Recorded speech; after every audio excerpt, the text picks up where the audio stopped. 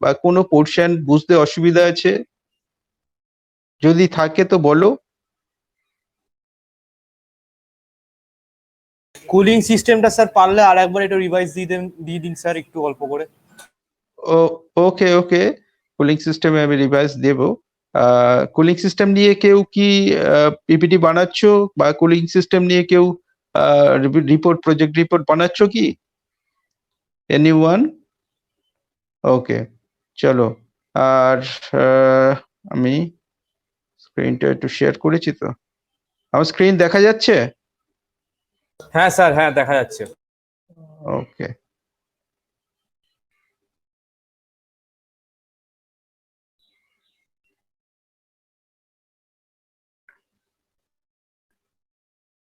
Just a minute.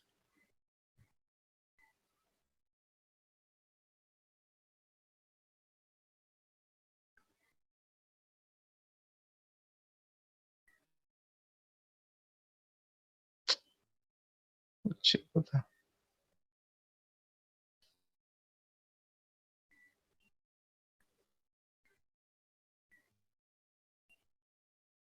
Okay,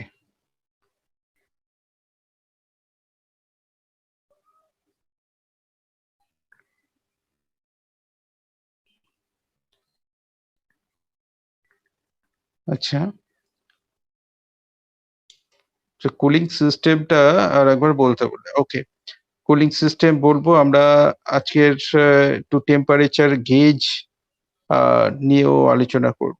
okay, so cooling সিস্টেমের কথা বলছিলে, আমি এটাকে সাইড করে দিই। ওকে, চলো।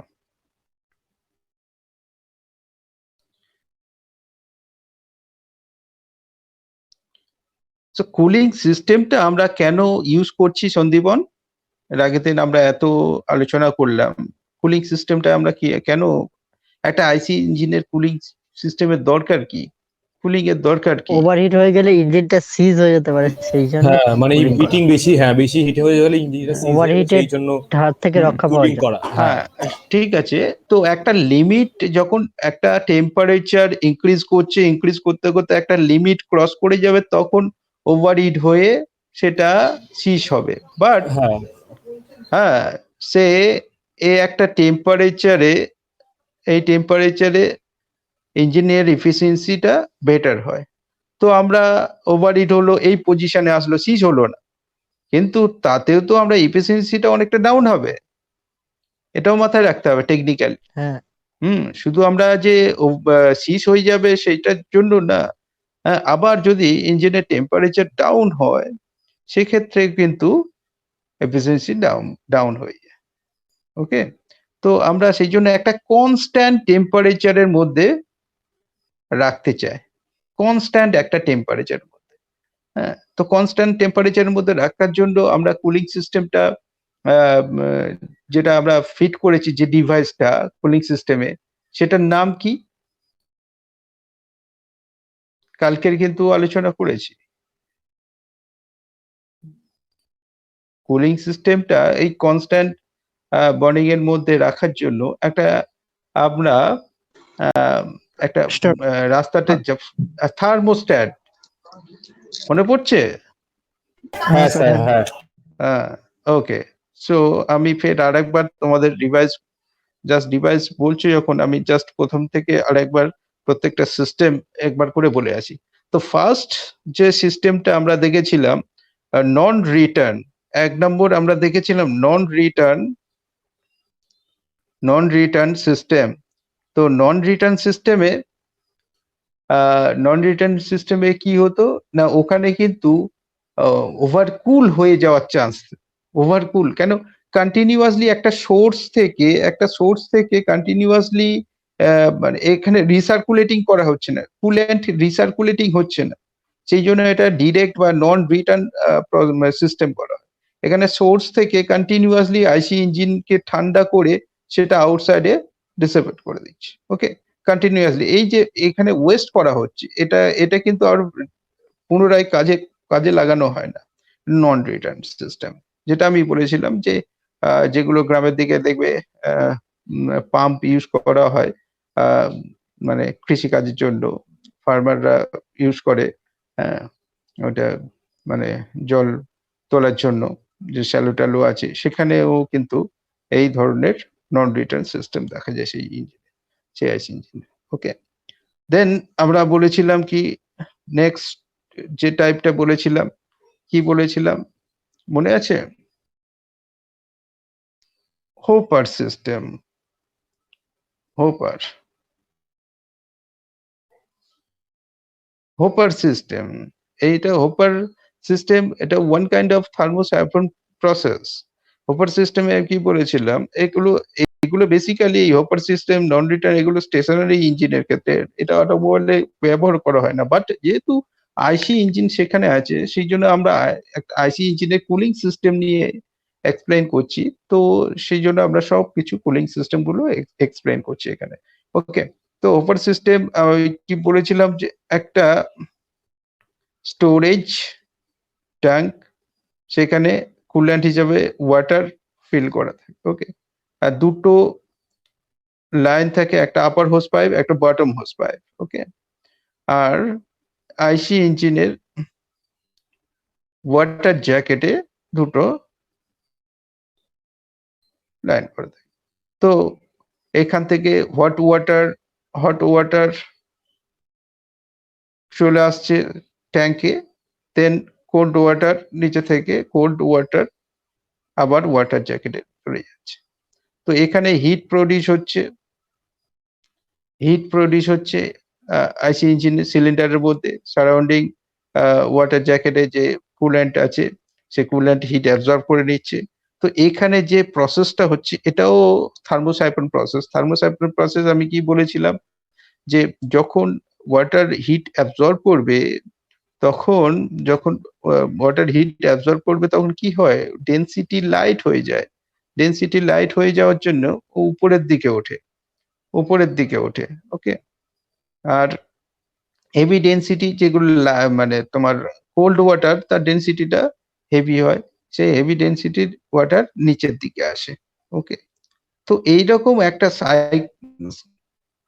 মানে ন্যাচারাল ফ্লো চলতে থাকে। ওকে, একটা ওয়াটারের ন্যাচারাল ফ্লো চলতে থাকে, যেটা আমরা সাইফন সিস্টেম কি বলতাম। সাইফন সিস্টেম তোমরা নিশ্চয়ই করেছিলে। সাইফন সিস্টেম যে একটা পাত্রে জল রাখলাম, জল রেখে সেখানে ছোটবেলা আমরাও এটা নিয়ে একটু মজার খেলা খেলতাম, যে একটা স্ট্র নিয়ে বড় লম্বা পাইপ নিলাম, এখানে দিয়ে এখানে শাক করে ছেড়ে দিলাম, এখান থেকে জলটা পড়তে থাকে। তো ওটা সাইফন সিস্টেম, হ্যাঁ, জাস্ট হাইট ডিফারেন্সে জলটা পড়তে থাকে। বাট আমরা এখানে যে ফ্লোটা হচ্ছে, এই ফ্লোটা থার্মোসাইফন সিস্টেম বলছি কেন, টেম্পারেচার ডিফারেন্সে ফ্লোটা হচ্ছে। এখানে টেম্পারেচার ডিফারেন্সে, ওয়াটারের টেম্পারেচার ডিফারেন্সে ফ্লোটা হচ্ছে। হ্যাঁ, থার্মোসাইফন সিস্টেমে এটাই হয়। ওকে, তো সারাউন্ডিং যে ওয়াটার জ্যাকেটের মধ্যে যে কুল্যান্ট ছিল সে হিট অ্যাবজর্ব করলো, হিট অ্যাবজর্ব করলেই সঙ্গে সঙ্গে তার ডেনসিটি লাইট হয়ে যাবে, হট ওয়াটার উপরের দিকে আসবে, ন্যাচারালি ফ্লো হবে, আবার কোল্ড ওয়াটার আবার ইঞ্জিনে চলে আসবে। তো এর ডিসঅ্যাডভান্টেজ আছে, এই প্রসেসটা খুব স্লোলি হয়, প্রসেসটা খুব স্লো প্রসেস।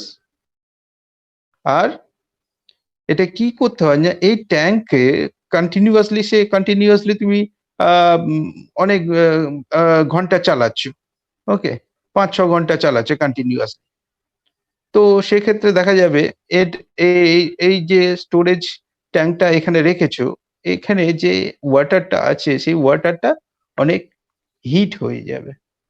তো অনেক হিট হয়ে গেলে তাহলে আমরা যে কাজের জন্য ইউজ করছিলাম কুলিং করার জন্য, বাট সেটা যদি টেম্পারেচার ইকুয়াল হয়ে যায়, হ্যাঁ, তো সেক্ষেত্রে প্রবলেম আছে, সেক্ষেত্রেও ইঞ্জিন ওভারহিট হয়ে যাওয়ার চান্স আছে। সেই জন্য একটা সার্টেন ইন্টারভালে কি করতে হয়, কিছুটা জল কমিয়ে দিয়ে আবার কোল্ড ওয়াটার এখানে মিক্সড করে দিতে হয়, বা পুরো জলটাকে, ইঞ্জিনটাকে স্টপ করে পুরো জলটাকে আবার, যদি পুরো জল এখানে, সরি কি হলো, পুরো যদি এই কুল্যান্টটাকে পুরো চেঞ্জ করতে হয় তাহলে ইঞ্জিনটাকে স্টপ করে চেঞ্জ করতে হবে। আর যদি তুমি স্টপ না করে চেঞ্জ করো তাহলে 50% ওয়াটার তুলে নাও, তুলে নিয়ে আবার ফের পুনরায় ফ্রেশ ওয়াটার ঢালো। আমি কি বললাম বুঝতে পারলে হোপার সিস্টেমটা, রাজেশ, সন্দীপন? হ্যালো? হ্যাঁ স্যার। হ্যাঁ। তো এটা ছিল, এগুলো কিন্তু এই যে নন রিটার্ন অ্যান্ড হপার সিস্টেম যেটা বলছি, এগুলো কিন্তু আইসি বা অটোমোবাইল ইঞ্জিনে, অটোমোবাইলে কিন্তু ব্যবহার করা হয় না, এটা আইসি ইঞ্জিনে ব্যবহার করা হয়। তো আইসি ইঞ্জিন শুধু অটোমোবাইলের ক্ষেত্রে তো ইউজ হয় না, আইসি ইঞ্জিন অনেক স্টেশনারি ইঞ্জিনের ক্ষেত্রে ইউজ হয়, সেখানে তো আমাদের কুলিং সিস্টেমের দরকার আছে, সেই ক্ষেত্রে এগুলো জেনারেটর, যেগুলো কোনো অনুষ্ঠান পারপাসে যে জেনারেটর চলে, সেই জেনারেটরে অনেক সময় দেখে থাকবে এগুলো। হ্যাঁ, তো এগুলোকে, এই সিস্টেমটাকে এখন রিপ্লেস করে রেডিয়েটর ফিট করা যেতে পারে, অসুবিধা নেই। এবারে আসি আমরা নেক্সট সিস্টেমটা,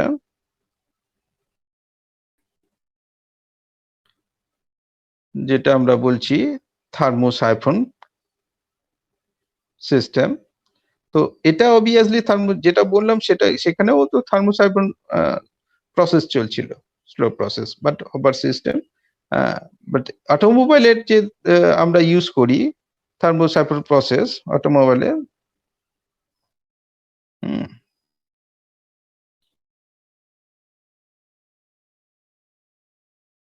এত দূর লিখলে আবার ধরবে না।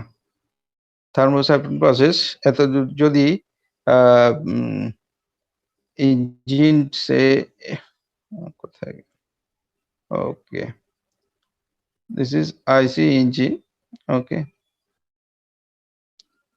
and water jacket, this is okay. There is a radiator. A radiator consists of an upper tank and a bottom tank, and in between upper tank and bottom tank there is core.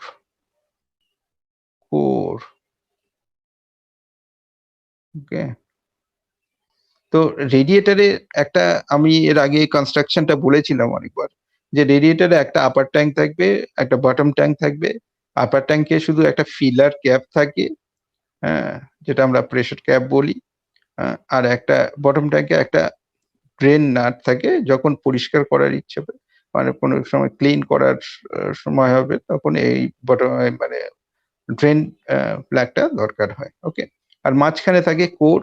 কোরে কি থাকে না, দুটো ট্যাঙ্কের মধ্যে connected থাকে সরু সরু copper tube দিয়ে, আর ওই কপার টিউবের উপরে ফিন্স থাকে, অ্যালুমিনিয়ামের ফিন্স করা থাকে, এই ফিন্স করা থাকে। ওকে, আর মাঝে দেখলে বোঝা যাবে এয়ার পকেট মতো করা থাকে, আর পিছনে একটা ফ্যান থাকে পিছনে। ওকে, এই ফ্যানটা আমি বলেছিলাম কি, এই ফ্যানটা এখন মডার্ন কারগুলোতে কি আছে, এই ফ্যানটা ইলেকট্রিক পাওয়ার, হ্যাঁ, মানে ইলেকট্রিক মোটর দিয়ে আমরা এটাকে ড্রাইভ করি। আর আগে ইঞ্জিনে আমরা দেখতাম যে ক্র্যাঙ্কশ্যাফটের ফ্রন্ট এন্ডে, হ্যাঁ, একটা পুলি থাকতো, পুলি দিয়ে বেল্ট সিস্টেমে এই ফ্যানটাকে ঘোরানো হতো। ওকে, তো এই রেডিয়েটরের উপরে থাকে আপার হোস পাইপ, নিচের দিকে থাকে বটম হোস পাইপ। ওকে, এই আপার হোস পাইপ আর বটম হোস পাইপ কানেক্টেড থাকে ওয়াটার জ্যাকেটের সাথে। এটা হচ্ছে বেসিক কনস্ট্রাকশন। ওকে, তো এই থার্মোসাইফন প্রসেসে নর্মালি কি হতো, ওই হিট অ্যাবজর্ব করতো, আর নর্মালি থার্মোসাইফন প্রসেসে যে ফ্লোটা হতো, সেই ফ্লোতেই চলতো। এখানে কোনো এক্সট্রা পাম্প ইউজ করা হতো না থার্মোসাইফন প্রসেসে। ওকে, তো সিমিলারলি যেটা আমরা হপার সিস্টেমে দেখছিলাম, হপার সিস্টেমে আমরা ওটা একটা লিমিটেড পিরিয়ডের জন্য, মানে যখন একটা লিমিট ক্রস করে যাবে তখন আমাকে ওয়াটারটাকে চেঞ্জ করতে হতো। বাট এক্ষেত্রে রেডিয়েটরের ক্ষেত্রে আমরা সেই ডিসঅ্যাডভান্টেজটা থাকে না। তখন কি হচ্ছে, এখানে রেডিয়েটর কন্টিনিউয়াসলি কুল করে যাচ্ছে হট ওয়াটারটা। ওকে, তো ইঞ্জিন ওয়াটার সিলিন্ডারের মধ্যে হিট প্রডিউস হলো যখন ইঞ্জিন স্টার্ট হচ্ছে।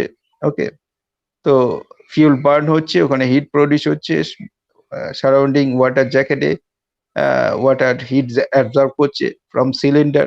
ওকে, অ্যাবজর্ব করার সাথে সাথে কি হবে, ওয়াটার হট হবে, হট হলে লাইট ডেনসিটি হবে, লাইট ডেনসিটি হলে উপরের দিকে উঠবে, একটা ফ্লো দেবে। আর কোল্ড, এই বটম ট্যাঙ্কে কোল্ড ওয়াটার থাকে, সে ফ্লো দিবে, আবার কোথায় চলে আসবে না ওয়াটার জ্যাকেটে। তো এই ন্যাচারালি একটা ফ্লো চলতে থাকে। ওকে, এটাও থার্মোসাইফন প্রসেস, বাট এখানে আমরা রেডিয়েটার ইউজ করেছি, এটা অটোমোবাইলের ক্ষেত্রে আমরা ইউজ করতাম। বাট এখন যেটা আমরা ইউজ করি প্রেশার সিস্টেম বা পাম্প সিস্টেম বা ফোর্স সিস্টেম বলি, আমরা বেসিক্যালি ফোর্স সিস্টেম বলি বা পাম্প সিস্টেম বলি। ওকে, তো পাম্প সিস্টেম এখানে কি করা হয়েছে সিস্টেমে,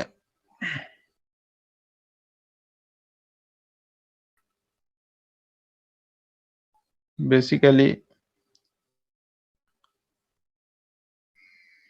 আইসি ইঞ্জিনের ওয়াটার জ্যাকেট, এখানে একটা পাম্প ফিট করা হয়েছে, পাম্প।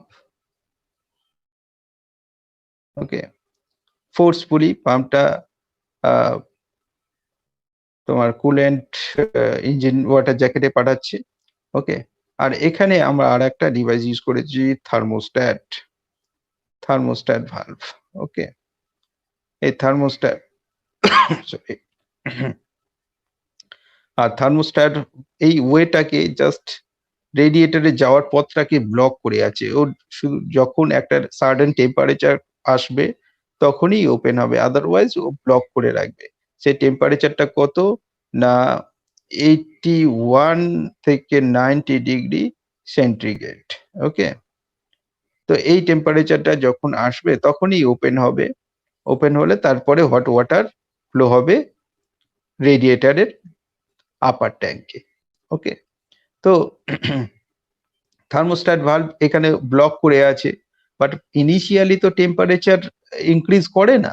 ইনিশিয়ালি একটা তুমি সকালে ইঞ্জিন স্টার্ট করছো, তো সেখানে তো ইনিশিয়ালি টেম্পারেচার সাডেন এত ডিগ্রি হবে না। তো সেক্ষেত্রে তো পাম্প তো কন্টিনিউ, পাম্প যখন চালু হলো পাম্প তো কন্টিনিউ ফ্লো করে যাবে, ও তোর কত টেম্পারেচার আছে না আছে সে তো দেখতে যাবে না।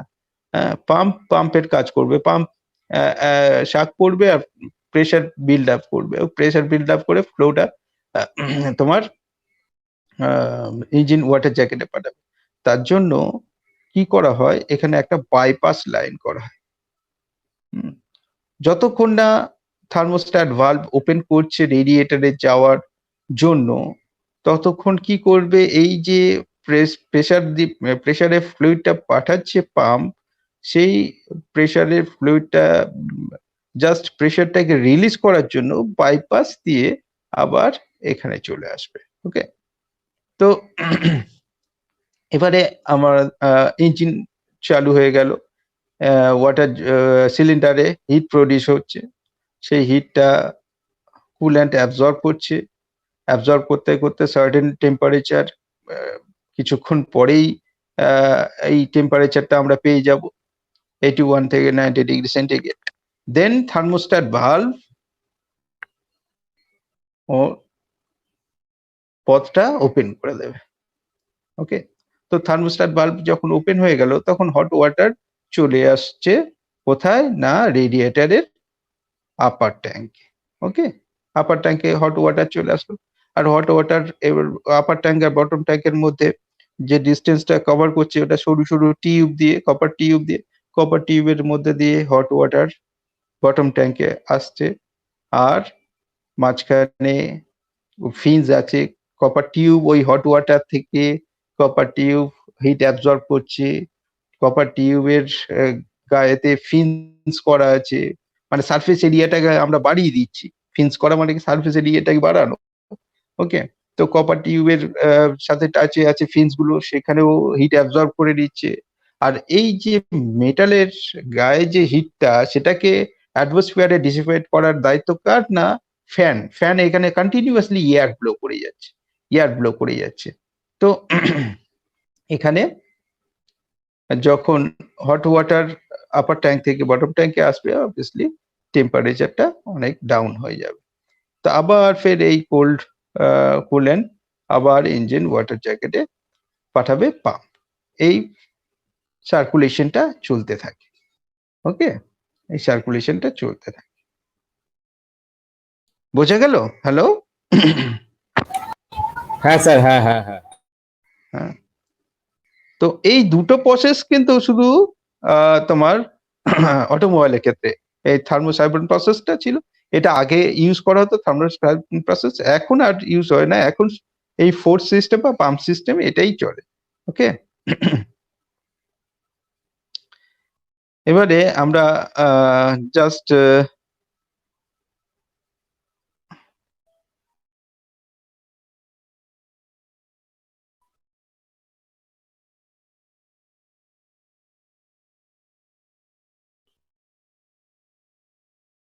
ওকে, এবার আমরা প্রেশার বলছি, টেম্পারেচার গেজ নিয়ে একটু পড়বো।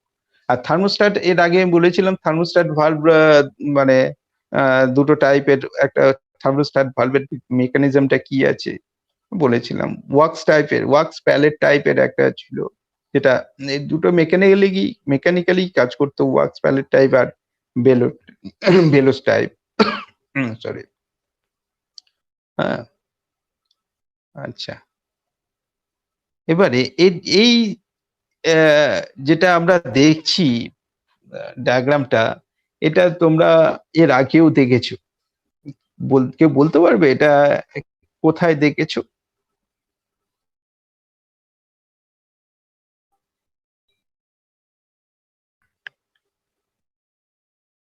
এই যে ঘড়ির কাঁটার মতো দেখছো,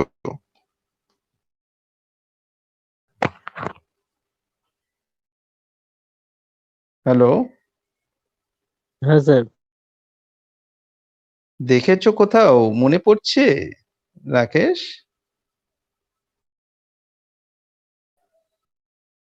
হ্যাঁ, মেজারমেন্ট কন্ট্রোলে তো ছিল। হ্যাঁ, কি মেজার করতে? মেজারমেন্ট কন্ট্রোলে তো ছিল, হ্যাঁ, কিন্তু মেজারমেন্ট কন্ট্রোলের আগেও তোমরা এটা পড়েছো।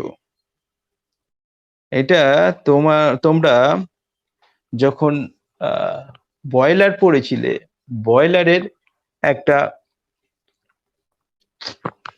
মাউন্টিং এটা ছিল, কিন্তু বয়লার এক্সেসরিজ মাউন্টিং পড়েছো, মাউন্টিং এটা ছিল।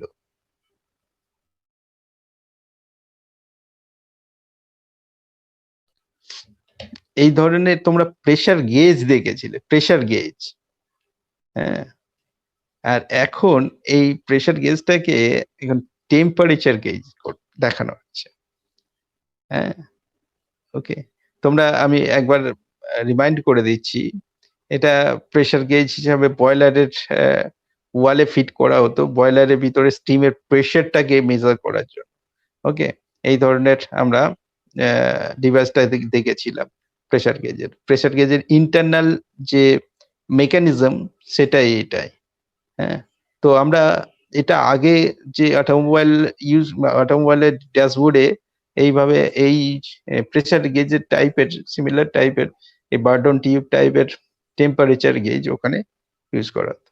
এর সাথে টিউব দিয়ে, এর সাথে এই পজিশনের সাথে টিউব দিয়ে একটা মাথায় বাল্ব থাকতো, এই টিউবটা কিন্তু হলো, আর এখানে এক ধরনের একটা লিকুইড থাকতো, যেমন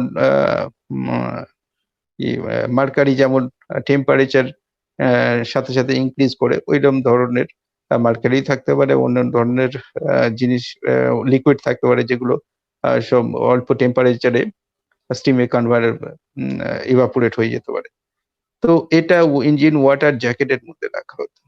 ওকে, তো যখন এটা হিট অ্যাবজর্ব ওয়াটার জ্যাকেটে, ওয়াটার যখন হট হয়ে যেত, তখন এর ভিতরে যে লিকুইড সে ইভাপোরেট হয়ে প্রেসার বিল্ড করতো, আর এটা যেটা দেখছো এটা হচ্ছে বার্ডন টিউব, মনে পড়ছে তোমরা? বার্ডন টিউব বলা হয়। এই burden tube basically phosphor bronze দিয়ে তৈরি করা হয়, হ্যাঁ স্যার ফসফর ব্রোঞ্জ। হ্যাঁ, এটা তোমরা ইয়েতে বেসিক্যালি তোমরা সেকেন্ড ইয়ারে ডায়াল ওই স্কেলের বয়লার নিচে পড়ার যেটা সময় আছে দেখেছো। ওইটা দিয়ে হুম ওই মার্কারিটা প্রবেশ করতে। হুম। এবারে এই বেসিক্যালি এখানে প্রেসার মানে ক্রিয়েট করার জন্য, যখন এখানে আর একটা জিনিস বলে দিই, ফসফর ব্রোঞ্জ কেন দেওয়া হয়, অন্য মেটেরিয়াল যদি এখানে ইউজ করি না, তো এখানে দেখো কন্টিনিউয়াসলি ডিফ্লেক্ট হবে। একটা গেজ তুমি তো দুদিন ব্যবহার করে ফেলে দেবে না, তো এই কন্টিনিউয়াসলি ডিফ্লেক্ট হচ্ছে বার্ডন টিউবটা। আর তার সাথে সাথে টেম্পারেচারও আসছে। তো এখানে মানে সবসময় যদি একটা ডিফ্লেক্ট হয়, একটা ট্রেস আসবে, টেম্পারেচার ট্রেস। হ্যাঁ, তো এই যদি মেটেরিয়ালটা অন্য কোনো মেটেরিয়াল ইউজ করি, তো ট্রেস এসে কোনো জায়গা থেকে ক্র্যাক হয়ে যেতে পারে। বাট এই ফসফর ব্রোঞ্জ অত সহজে সেটা হয় না, সেই জন্য এই ধরনের মেটেরিয়াল এই বার্ডন টিউবটা ইউজ করা হয়। ওকে, তো যখন প্রেসার আসছে বার্ডন টিউবের মধ্যে, তো বার্ডন টিউবের এই এন্ডে যখন এর একটা ক্লোজ জায়গা, তো প্রেসার আসছে, এখান থেকে প্রেসার আসছে, এসে প্রেসার এন্টার করলো বার্ডন টিউবের মধ্যে। তো বার্ডন টিউবের প্রেসারটার এন্ড পয়েন্ট এটা বার্ডন টিউবের, তো এরপরে প্রেসার আর যেতে পারছে না, তখন কি করবে, এই বার্ডন টিউবটা ফ্লেক্সিবল স্প্রিং এর মতো কাজ করে। এ টুয়ার্ডস আউটসাইডে বার্ডন টিউবটা এরকম বেঁকে আসবে। ওকে, এই সাইডে একটু মুখটা চলে আসবে। ন্যাচারালি প্রেসার যদি বিল্ড হয়, উপরের দিকে সোজা হয়ে চেষ্টা করবে। তো যখন হবে তখন এর সাথে দেখো একটা সেক্টর, এই র‍্যাক টাইপের আছে, র‍্যাক মিডিলে, মিডিলে জাস্ট এটা একটা সেক্টর বলতে পারি। সেক্টর একটা, যদি আমরা পিনিয়ান নিই, পিনিয়ানের করে যদি এইটুকু অংশ নিই, এটাকে আমরা একটা সেক্টর রূপে দেখাতে পারি। ওকে, তো সেই রকমই এই যে সেক্টর, যেটা র‍্যাক বলছি, এটা একটা সেক্টরের মতো কাজ করছে। তো এটার অলরেডি এর সাথে একটা লিঙ্ক করে, বার্ডন টিউবের এন্ড পয়েন্টের সাথে লিঙ্ক করে, বার্ডন টিউবের এন্ড পয়েন্টের সাথে লিঙ্ক করা আছে। এই লিঙ্কটা বার্ডন টিউব যদি এইদিকে মুভ করে, তখন এই লিঙ্কটাকে ও টানবে। লিঙ্কটাকে টানার সাথে সাথে এই র‍্যাকটাও মুভ করবে। আর র্যাকের পিনিয়নের সাথে মাঝখানে যে সেন্টার পিনিয়নটা আছে, সেন্টার পিনিয়নের টিথ গুলো মেশিং কন্ডিশনে আছে। তো অবভিয়াসলি এখানে র‍্যাক যদি মুভ করে, তো সেন্টার পিনিয়ামও মুভ করবে। আর সেন্টার পিনিয়ামের সাথে দেখো একটা পয়েন্টার আছে, এই যে পয়েন্টার, এই পয়েন্টার। হ্যাঁ, ওকে। তো সেন্টার পিনিয়াম যদি মুভ করে, পয়েন্টারও মুভ করবে। তো এইভাবে এখনো এই প্রেসার গেজ ইউজ করা হয়, বাট যেটা আমরা টেম্পারেচার গেজ হিসাবে ইউজ করতাম, সেটা এখন অটোমোবাইলে এই টেম্পারেচার গেজ হিসাবে এটা আর ইউজ করা হয় না। ওকে, তো এইভাবে এটা টেম্পারেচারকে শো করাতো। ওকে, বুঝলে? হ্যালো রাজেশ, রাকেশ আর সন্দীপন, হ্যালো। হ্যাঁ স্যার, হ্যাঁ হ্যাঁ হ্যাঁ হ্যাঁ হ্যাঁ হ্যাঁ, স্যার। হ্যাঁ স্যার শোনা যাচ্ছে। ওকে ওকে ওকে ওকে। আর আরেকটা যেটা আমরা অ্যানালগ টাইপের যে গেজটা দেখি, সেটা জাস্ট মিনিট, আমি ফটোটা আনি।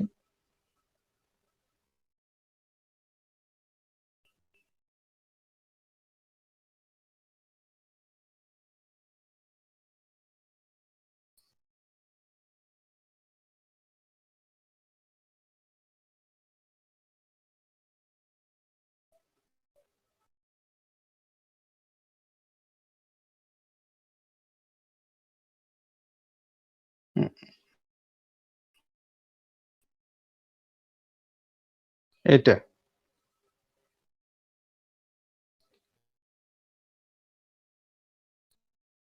এটা একটা টেম্পারেচার ইন্ডিকেটর। ওকে।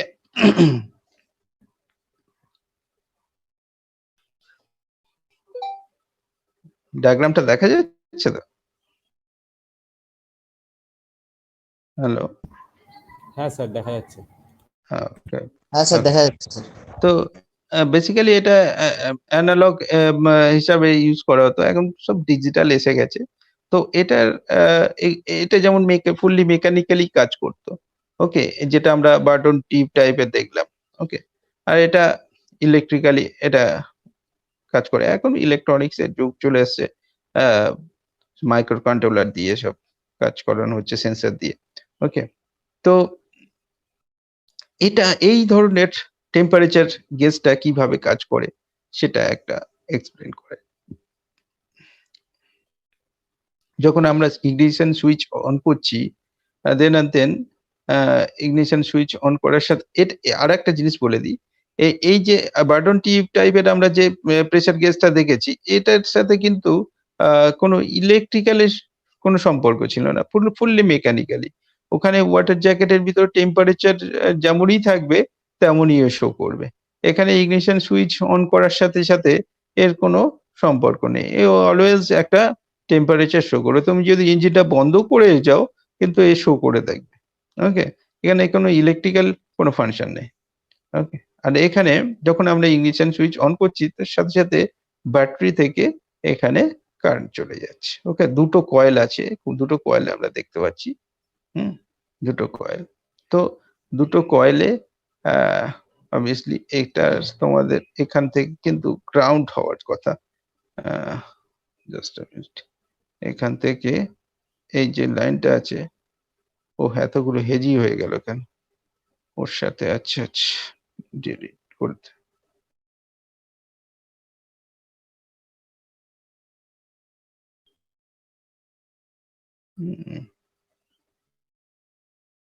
ওকে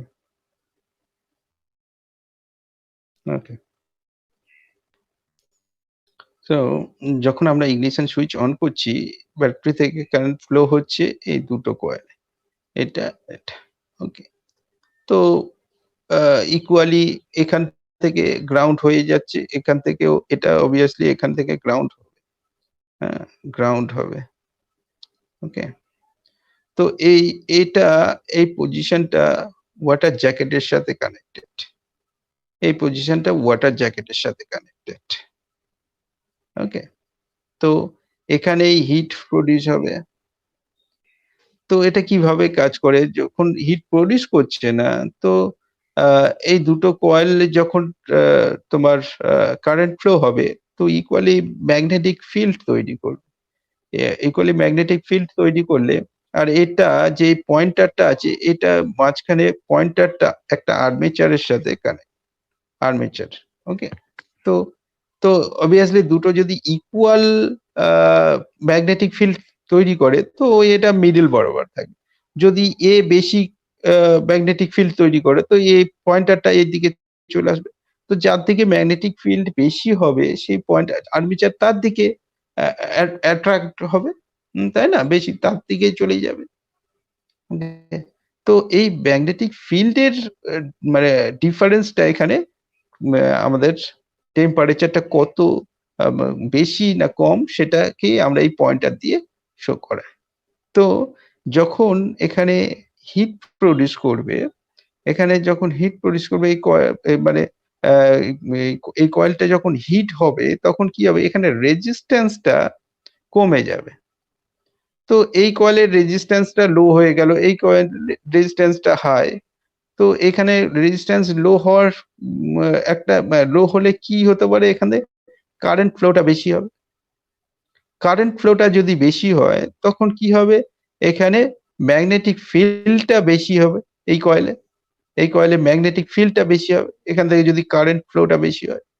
তো ম্যাগনেটিক ফিল্ড বেশি হলে তাহলে অটোমেটিক্যালি এর থেকে, এই কয়েলের থেকে এই কয়েলের এই সাইডে তোমার রাইট হ্যান্ড সাইডের কয়েলের ম্যাগনেটিক ফিল্ডটা বেশি হওয়ার জন্য আর্মেচারটা এই দিকে চলে আসবে। আর্মেচার তখন এই দিকে চলে আসবে, পয়েন্টারটা এই দিকে শো করবে। তো এইভাবে টেম্পারেচার কত বেশি না কম এইভাবে পয়েন্টারটা শো করবে। পয়েন্টারটার মুভমেন্টটা ডিপেন্ড করছে এই দুটো কয়েলের ম্যাগনেটিক ফিল্ডের উপর, কে কত বেশি ম্যাগনেটিক ফিল্ড তৈরি করছে। বোঝা গেল? হ্যাঁ স্যার। এই হচ্ছে টেম্পারেচার গেজটা এইভাবে কাজ করতো। ওকে, এই দুটো টেম্পারেচার গেজ। তো বার্টন টিউব টাইপের এখন টেম্পারেচার গেজ হিসাবে আর দেখা হয় না বার্টন টিউবটা। এটার তোমার কোথায় গেল, মুভ করছে না তো আর, এটাও মুভ করছে না, না মুভ করছে না। ওকে, চলো ঠিক আছে। বার্টন টিউবটা যেটা স্যার আছে, ব্যাকে চলে আসে স্যার, ব্যাক বাটনটা ইউজ করুন স্যার, মুভ করবে। ডান দিকে দেখুন ব্যাক বাটন আছে ব্ল্যাক কালারের, নিচে বটমে। আচ্ছা না work করছে না। যাই হোক, যেটা বলছিলাম, আহ, তো বার্টন টিউব টাইপের এইটা যেটা আমরা প্রেসার গেজ দেখলাম,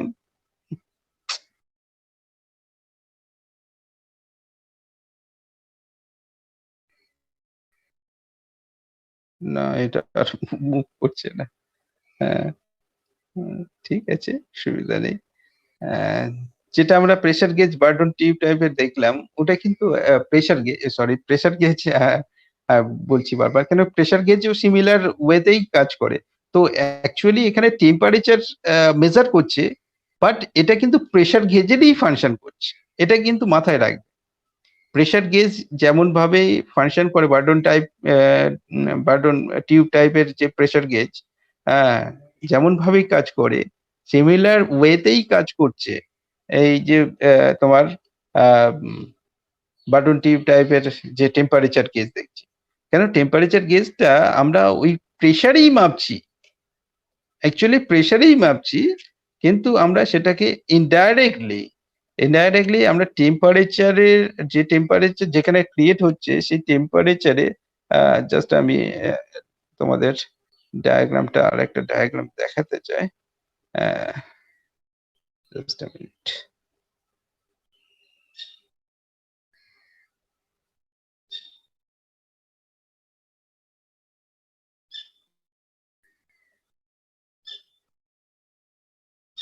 এই যে,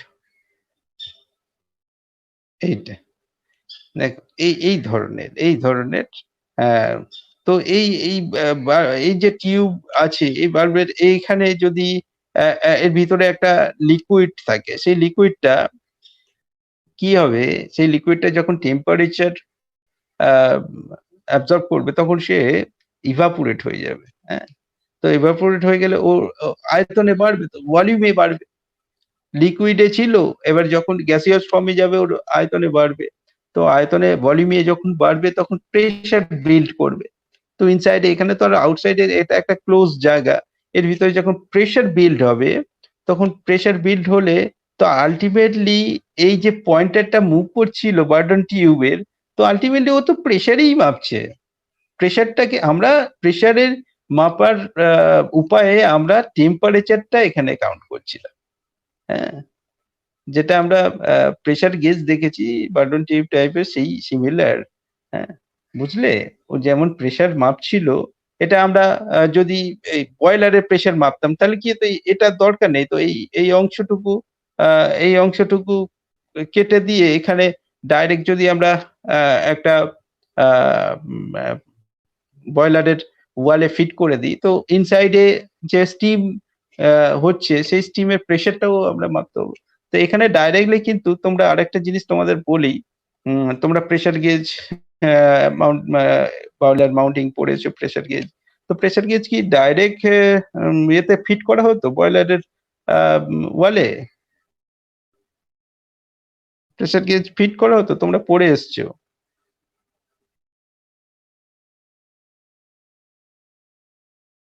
ফিট করা হতো কি?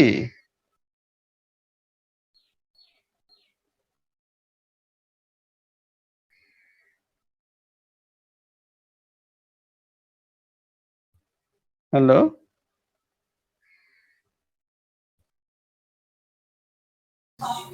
হ্যালো স্যার, কথা কিরকম আটকে হ্যাঁ, গেল স্যার, কিছুই বোঝা গেল না, কি বললেন স্যার? আমি বললাম যে তোমরা বয়লার পড়েছো, বয়লার মাউন্টিং এ তোমরা প্রেসার গেজ পড়েছিল, প্রেসার গেজে তোমাদের একটা এক্সপেরিমেন্টও ছিল, প্রেসার গেজ আই থিঙ্ক আছে এখনো, তোমরা করেছিলে সেকেন্ড ইয়ারে। তো প্রেসার গেজ যে বয়লারে আমরা ফিট করছি, first of all pressure gauge বয়লারে কিন্তু একটা লাগানো হয় না, দুটো লাগানো হয়। কেন বলো তো, কেন? একটা pressure gauge by chance miss করতে পারে, সেই জন্য বয়লার তো একটা ওখানে অনেক সেফটি ইউজ হ্যাঁ স্যার, করতে হয়, মানে সেফটি একটা পারপাস প্রেসার আমরা গেজ দুটো। যদি বাই হ্যাঁ। চান্স ফেল করে যায়, হুম। সেই জন্য হুম। আরেকটা প্রেসার গেজ সেফটি ভালভ মানে হ্যাঁ। সেফটির জন্য ওখানে থাকে। হ্যাঁ, সেফটির জন্য থাকে। এইবারে যেটা আমি বলছি, ডাইরেক্ট কিন্তু প্রেসার গেজ ডাইরেক্ট মানে ওখানে প্রেসার মাপতো না, কিন্তু ডাইরেক্ট যেহেতু ওখানে স্টিম তৈরি হচ্ছে, স্টিমের তো একটা হিউজ টেম্পারেচার হবে, সেই টেম্পারেচারটা ডাইরেক্ট সেই স্টিমটাকে আমরা যদি প্রেসার গেজে দিই, তো প্রেসার গেজে একটা থার্মাল স্ট্রেস আসবে, থার্মাল স্ট্রেসে ওটা আস্তে আস্তে ওটা নষ্ট হয়ে যাবে। তো সেটাকে প্রিভেন্ট করার জন্য আরেকটা ডিভাইস এই প্রেসার গেজের আগে ফিট করা হতো, সেটা হচ্ছে ইউটিউব ম্যানোমিটার। ইউটিউব ম্যানোমিটার, হ্যাঁ, তোমরা পড়েছিলে, মনে পড়ছে? মনে পড়ছে কি সন্দীপ, রাজেশ? হ্যাঁ স্যার, হ্যাঁ হ্যাঁ। হ্যাঁ, একটা ইউটিউব ম্যানোমিটার, সে এটা যদি এখানে ইউটিউব ম্যানোমিটার এরকম ভাবে ফিট করে দেওয়া হতো, আর ইউটিউব ম্যানোমিটারে এখানে একটা কোল্ড লিকুইড থাকতো, কোল্ড লিকুইড। স্টিমের প্রেসারটা, স্টিমের বয়লার এসে, এটা বয়লার, বয়লারের এখানে স্টিমের প্রেসারটা এই লিকুইডের উপর দিত, ডাইরেক্ট কিন্তু স্টিমের প্রেসার এখানে মেজার করতো না। হ্যাঁ, ডাইরেক্ট স্টিমের প্রেসার মেজার করতো না, ইউটিউব ম্যানোমিটারের উপর যে ভিতরে যে লিকুইডটা থাকতো, সেই লিকুইডের উপরে প্রেসার বিল্ড করতো। আর সেই লিকুইডের প্রেসারটা এখানেই, এই যে বার্ডন টিউব, এই যে বার্ডন টিউব, বার্ডন টিউবের ভিতরে প্রেসার বিল্ড করতো। ওকে, কেন আমরা ডাইরেক্ট যদি স্টিমের প্রেসারটা এখানে দিই, তাহলে এখানে টেম্পারেচার থার্মাল স্ট্রেস আসবে, থার্মাল স্ট্রেসে বার্ডন টিউবটাই নষ্ট হয়ে যাবে। ওকে, ওকে, ফাইন। তোমাদের আশা করি যতটুকু হলো তোমাদের কিছু বোঝাতে পেরেছি। হুম।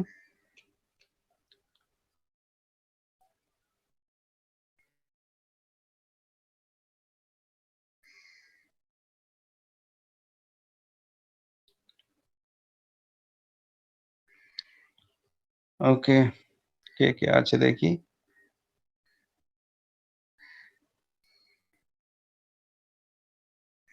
এই কজন আছে?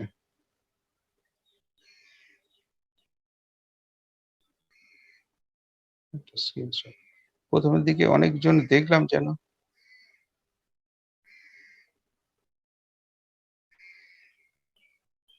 ওকে,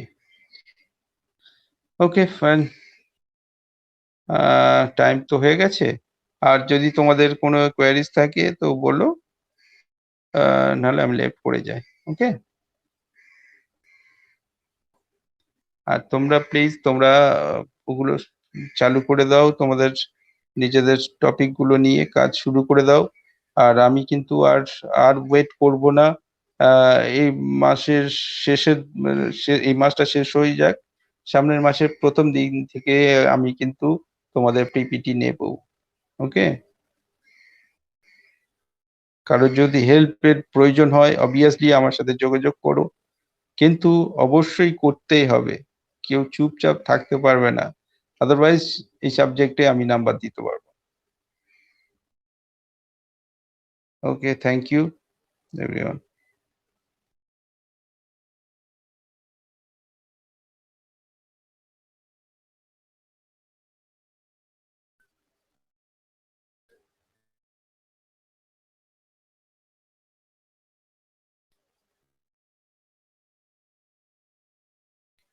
হ্যাঁ, করে যাচ্ছে কেন?